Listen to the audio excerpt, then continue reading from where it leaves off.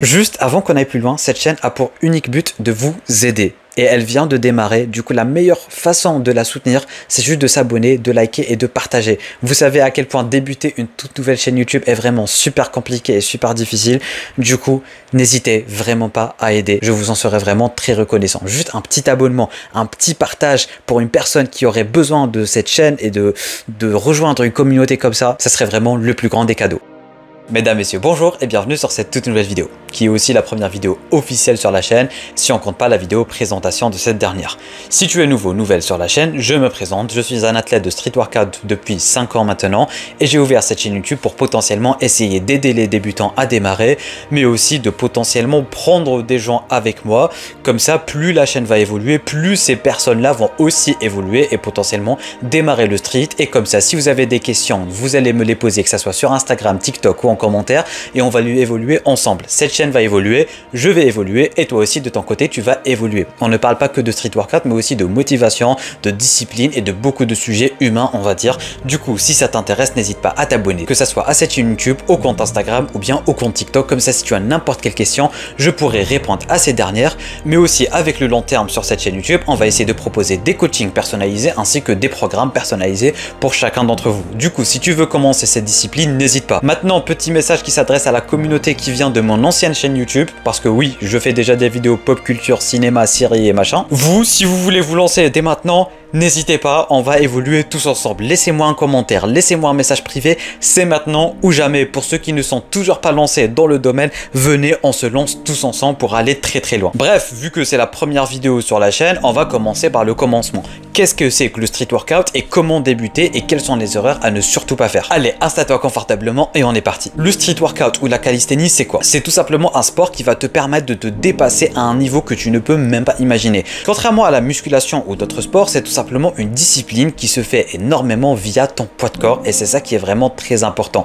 Plus tu vas avancer dans cette discipline, plus tu vas maîtriser ton corps à un niveau que tu ne peux même pas imaginer. Tout ceci pour dire que le street workout, c'est un rapport de poids et de force. Le fait que tu sois musclé ne veut pas dire que tu pourras faire un muscle up. Le fait que tu sois musclé ne veut pas dire que tu pourras faire une planche ou quoi que ce soit. Ça pourrait potentiellement t'aider, mais ça s'arrête là. Et le truc le plus important et le plus intéressant avec cette discipline, c'est que peu importe ton poids, dans tous les cas, avec de l'évolution, tu vas réussir à faire des choses que d'autres personnes ne pourraient tout simplement pas faire. C'est ce que j'étais en train d'expliquer par le rapport poids-force. C'est pour ça que sur les réseaux sociaux, parfois tu vas tomber sur des personnes qui sont limite obèses, qui arrivent à faire un muscle up, qui arrivent à faire un handstand, qui arrivent à faire un drapeau, parce que c'est tout simplement leur corps qui s'est adapté à leur poids. C'est aussi simple que ça, et du coup tu vas développer une force par rapport à ton poids de corps en fait. Pourquoi faire du street workout? Raison numéro 1, c'est tout simplement un sport accessible à tous, que tu peux faire de n'importe où. Tu es en vacances, tu peux le faire. Tu es chez toi, tu peux le faire. Tu es dehors, tu peux le faire. Parce que, encore une fois, ça va tout simplement se faire uniquement avec ton poids de corps et peu importe combien tu pèses. Bon. À un certain moment, il faudra quand même que tu fasses un régime, mais tu vois ce que je veux dire. Si tu as ton poids de corps, c'est déjà génial, mais surtout si tu as une barre de traction à disposition, c'est encore mieux. Tu peux l'avoir chez toi, cette barre de traction, tout comme tu peux aller à un street park. Et on sait qu'en France, il y en a vraiment beaucoup des street parks. Du coup, t'as pas de raison de ne pas faire du street workout. C'est aussi un sport qui va énormément développer ta force, ton endurance et ta confiance en toi-même, parce qu'encore une fois, tu vas apprendre à développer ton corps à un niveau que tu n'imagines pas et que personne ne pourra atteindre s'il ne suit pas la même discipline que toi. Dans le sens où même si tu es dans une salle de sport, même la personne la plus balèze que tu trouves, il y a un monde où si elle arrive devant toi, tu peux faire des choses que elle n'arrive pas à la faire. Et ça pour le coup, c'est très très fort. Mais le truc qui est vraiment intéressant, c'est que eux, ils n'arriveraient pas forcément à faire ce que nous on fait, c'est-à-dire les personnes qui font de la muscu, ils pourront pas forcément faire que ce que fait une personne qui fait de la calisthénie, mais en revanche, l'inverse est super possible. Troisième raison, c'est tout simplement l'esprit communautaire de cette discipline qui n'est vraiment pas quelque chose à prendre à la légère. Parce que en effet, oui, tous les pratiquants en street workout ou en calisthénie ont vraiment un certain rapport familial, j'ai envie de te dire, dans le sens où que ce soit dans une salle de sport ou dans un terrain d'entraînement à l'air libre et tout, que ce soit un débutant, que ce soit un intermédiaire, que ce soit un professionnel, on a un esprit de famille qui est vraiment très important. On se salue toujours, et chaque fois tout le monde va pousser tout le monde à aller encore plus loin dans la discipline, tout le monde va te donner des conseils, tout le monde va t'aider à aller plus loin. Et si on prend l'exemple de la salle de sport, parce que moi je suis actuellement en salle de sport parce que j'ai la flemme d'aller à un parc de street, il n'y en a pas qui sont proches de chez moi, mais pour le coup, comment rencontrer quelqu'un qui fait du street? Tu fais un muscle up, tu le regardes, il te regarde, vous savez directement ce que vous êtes en train de faire et tu vas lier des amitiés très rapidement. Entre personnes qui font du street, on se comprend énormément et encore une fois, l'esprit famille et l'esprit qui va vraiment te pousser à aller plus loin est vraiment présent. On est littéralement une famille et ça c'est vraiment très important. Peu importe le niveau de la personne en fait, qu'elle soit meilleure que toi ou moins bien que toi, il y a un certain respect mutuel qui s'instaure qui est vraiment très important et qui va te pousser à aller très loin. Parlons maintenant des erreurs à éviter quand tu débutes le street workout et là pour le coup je vais devenir un peu écrit. Première des choses, ne néglige jamais, et je dis bien jamais, tes échauffements et surtout l'échauffement des poignets.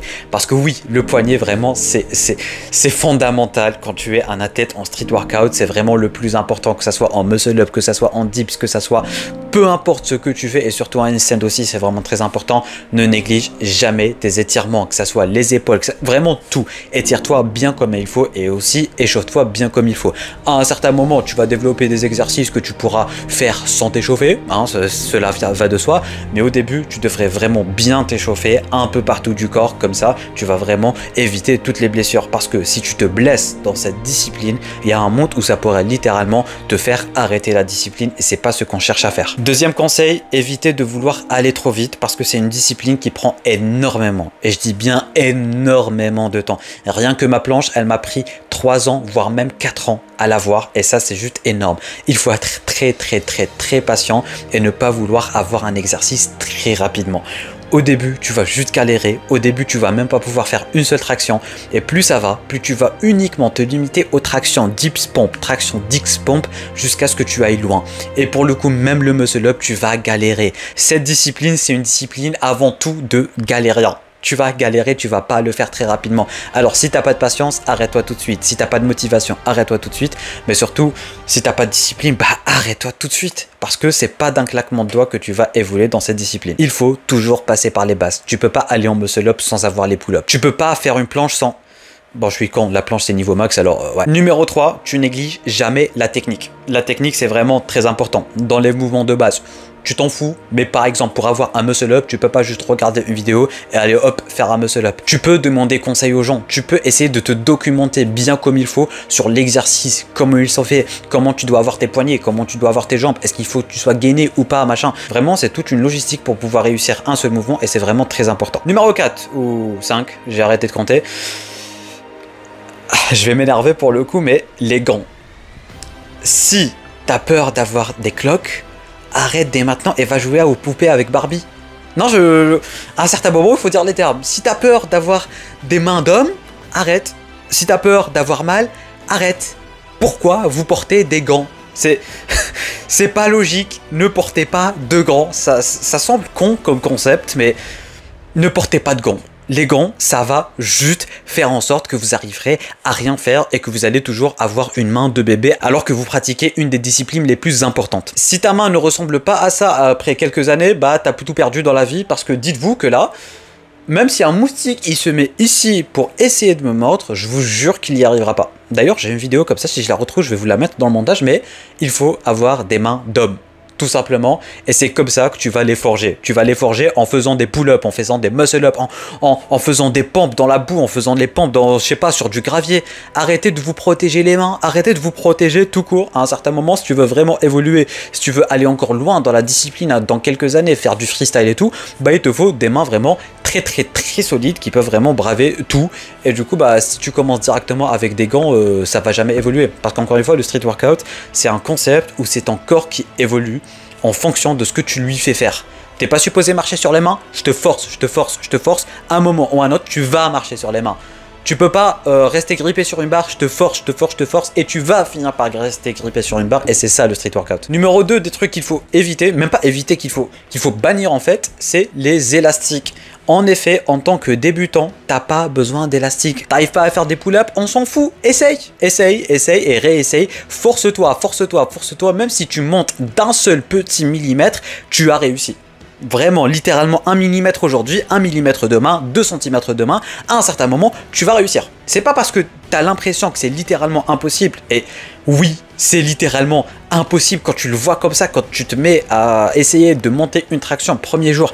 Tu as l'impression que c'est littéralement impossible, mais je te promets que jour après jour après jour après jour, peu importe ton poids, peu importe ce que tu fais, peu importe ce que tu manges, peu importe comment tu t'entraînes, si tu essayes de faire des tractions tous les jours, sois sûr que tu vas réussir à le faire à un moment ou à un autre. Alors évitez les élastiques quand vous venez de débuter.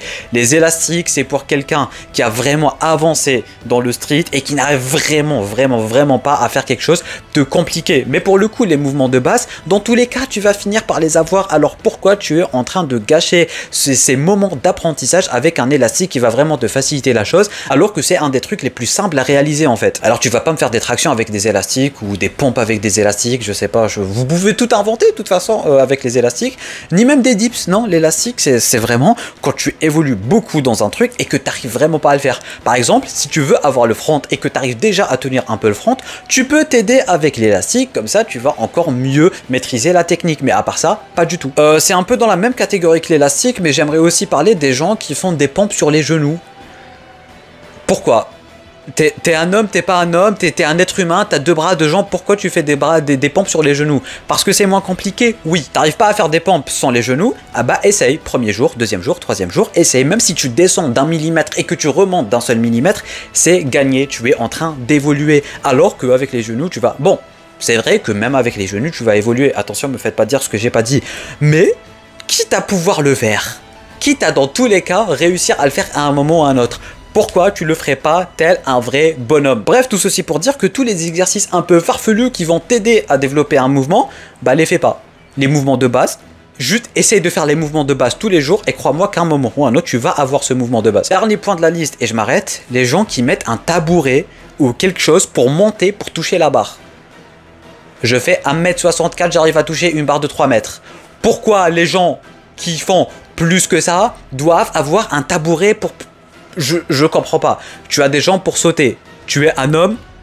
Pourquoi tu sautes pas? Pourquoi tu sautes pas et tu rattrapes pas la balle? Pourquoi il te faut un foutu tabouret, une foutue box pour pouvoir rattraper la barre? C'est totalement con, c'est totalement débile et c'est totalement... va jouer au Barbie. Va jouer au Barbie tout simplement. Bref, j'arrête d'être aigri, on enchaîne. Quels sont les exercices de base que tu devrais vraiment maîtriser en premier?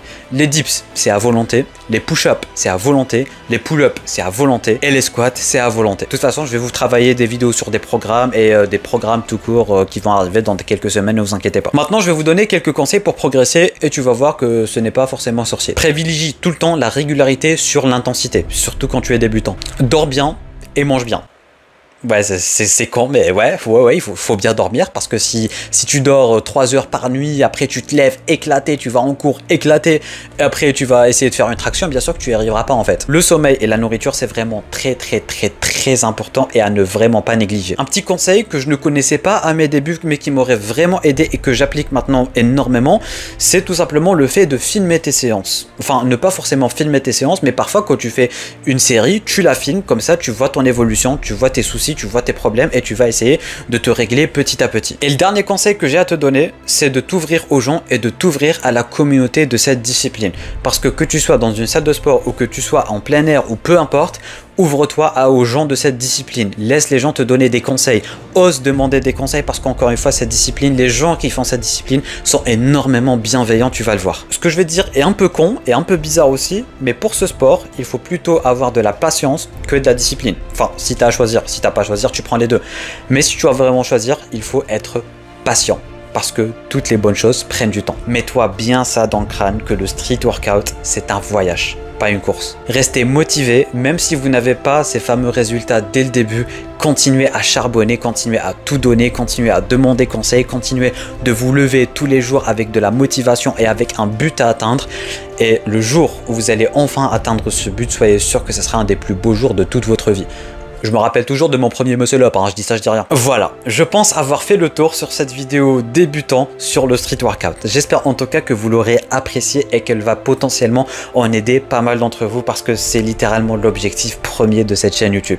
Vous aider à débuter ou vous aider à évoluer tout en évoluant moi-même parce qu'encore une fois, je ne suis pas le Batman de cette discipline, mais j'essaie juste de vous donner mes connaissances, de vous aider et d'essayer de pousser des gens à évoluer et de se bouger les fesses pour faire quelque chose de leur vie, de leur monde mental et de leur corps. Bref, dites-moi ce que vous avez pensé de cette vidéo en bas dans les commentaires. Le plus important, c'est que si vous avez des questions, balancez-les dans les commentaires, j'y répondrai avec le plus grand des plaisirs. Si vous avez plus de questions, venez directement en message privé sur Instagram, comme ça je vais bien discuter avec vous, bien comprendre votre problème et pour mieux essayer de vous aider de la meilleure façon possible. Merci d'avoir regardé cette vidéo du début jusqu'à la fin. Si tu es resté jusque là, commente, montre, comme ça je sais globalement les personnes qui sont restées jusque là. Laisse-moi un petit pouce bleu pour me soutenir. Tu peux t'abonner à la chaîne en cliquant juste là. La chaîne vient d'ouvrir, alors toute l'aide est la bienvenue. N'hésitez vraiment pas à vous abonner, à partager, à liker et tout. Vraiment, c'est tout ce que vous pouvez faire pour l'instant. Alors un très grand merci à vous. Sur ce, moi je vous dis à très bientôt pour une toute nouvelle vidéo. Salut!